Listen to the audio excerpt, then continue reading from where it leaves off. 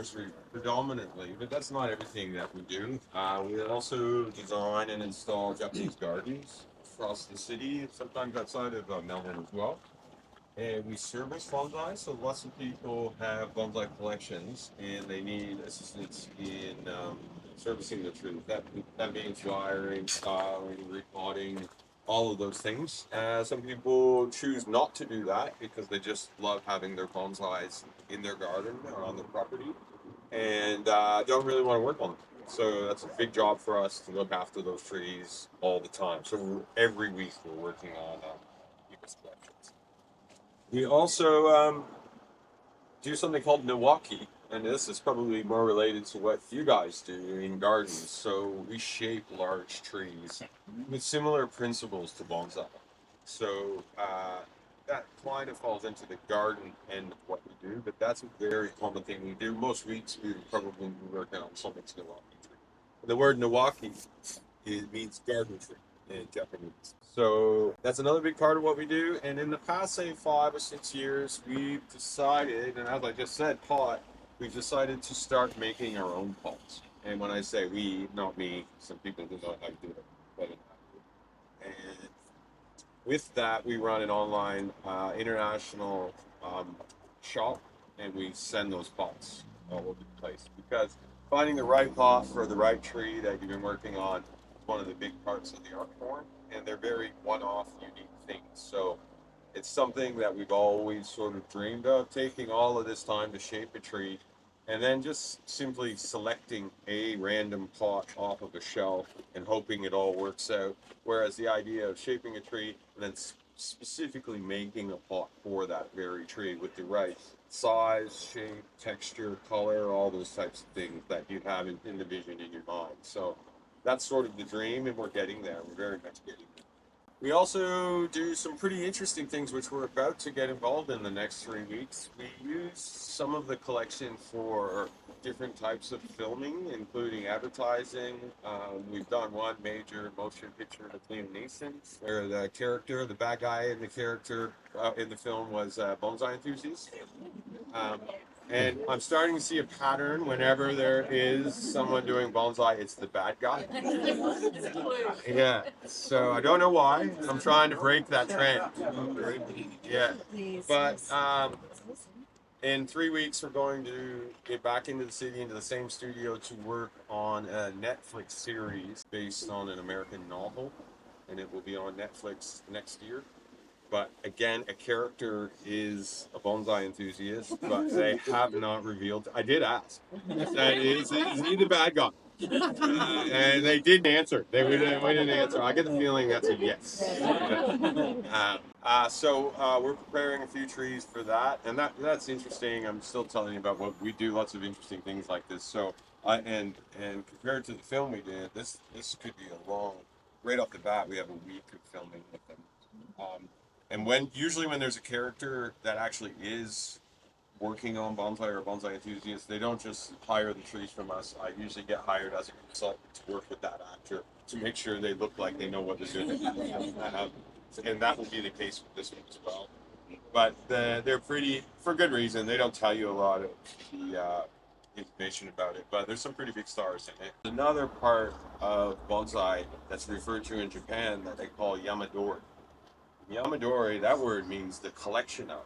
And what we do and how bonsai started is with monks going up into the mountains, collecting trees that had unique qualities and were somewhat dwarfed naturally due to their environment. These monks would go up and they would remove the tree from that area carefully, very carefully, get it in hessian, get it on their back, bring it down, and guess what? That's the start of a bonsai. And in the Japanese culture, of course, generations will look after one tree.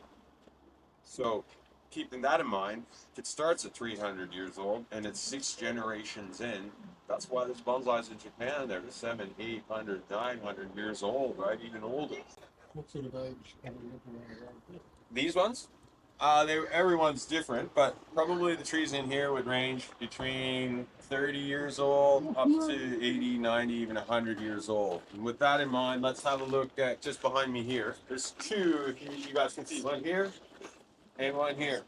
These two are European olives. They were dug out of the desert in South Australia. They were horrible looking things, just maybe 4 meters high with just shoots going everywhere. But what they did have is this incredible taper going through them. And this part of the tree is called the nabari. That's where the tree itself meets the soil, or the potting medium in this case.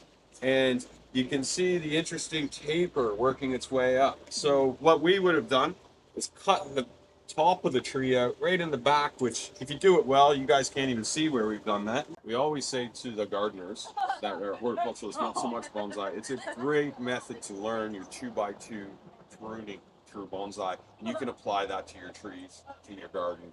Always going to get better shape, always going to get better taper working out, and you're always going to get better sub-branching, more complex branching in your path.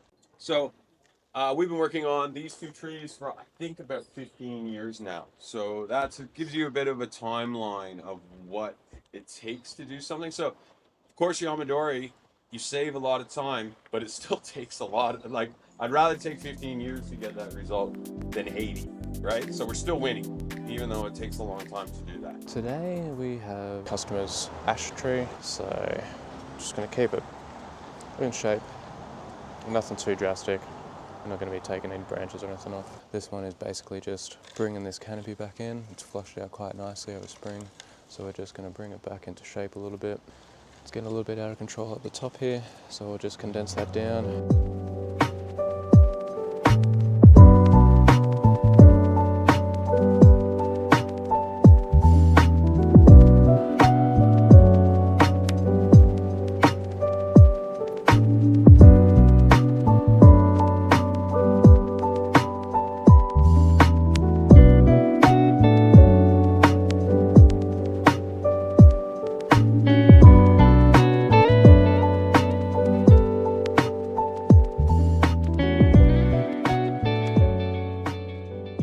May seem like I've taken a fair bit off, which I probably have. It elongated quite a bit in literally like 2 weeks.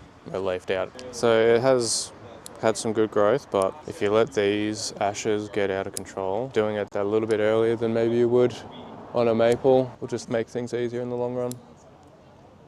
If that's what you're going for. I mean, if this was still in development, I would just be leaving this, but it's pretty much in its refinement stage. Just cutting back to the first set of leaves. I'm cutting off some of the really elongated stuff as well. Anything that's growing upwards. It's pretty much something like this. Do a little spin, get the full 360 view, just do a bit of weeding while I'm here. Forever weeding. Some people see it as a bit of a chore, which I guess it is, but at the same time, it's getting you more accustomed to the tree, spending more time with it. Alright, final spin now. So that's the front in there.